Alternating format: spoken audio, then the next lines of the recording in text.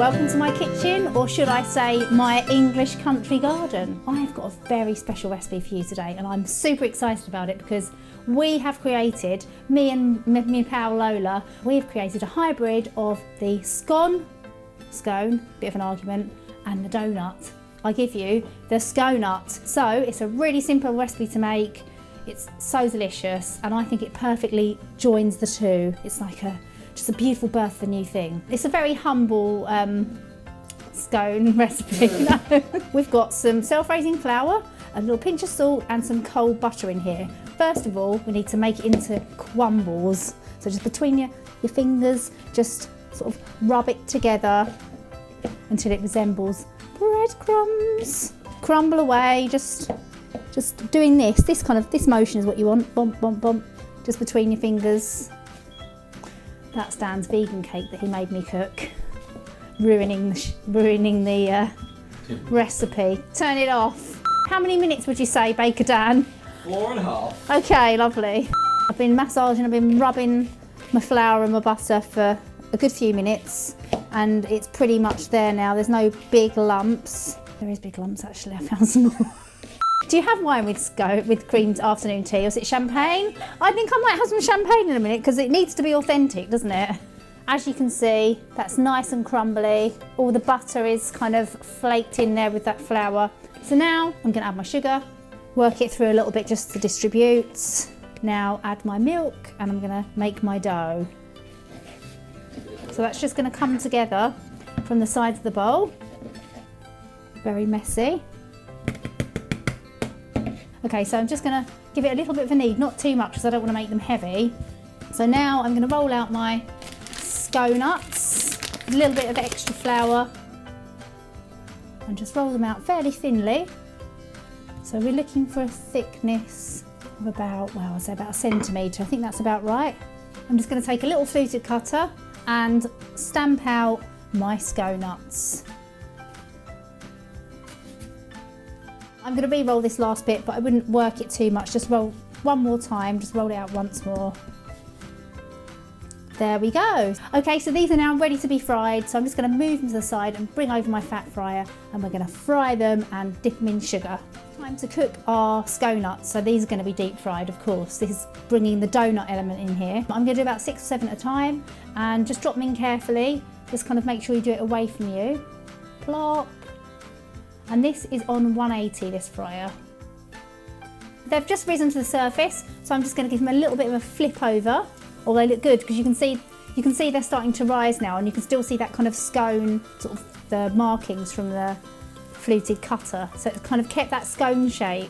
So I'm going to put my timer on for 2 minutes, and then I'm going to flip them back over and shake them in some sugar. They're cute, aren't they? So I'm just going to flip them over and do another minute. They are nice and light and fluffy now. And a golden brown. Oh, there you go, there's the timer. That's perfect timing. So I've got a little bowl of just white caster sugar. Just going to get one of my picnic plates. Look at those. Lovely little puffy little Sconuts. Look at those. I've got asbestos hands, don't do this straight away.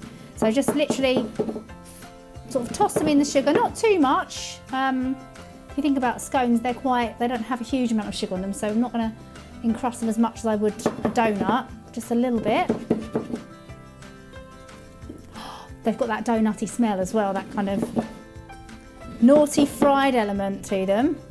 I need these to cool down till they're kind of like, they're not too hot really, so they're just kind of like slightly warm. So I'm just going to cook the rest off and then we'll come back for the filling. Our Sconuts have cooled down now and they're just nice and warm, ready to fill with our delicious filling. So of course when you're doing donuts you can have all sorts of things, you know, custard or caramels.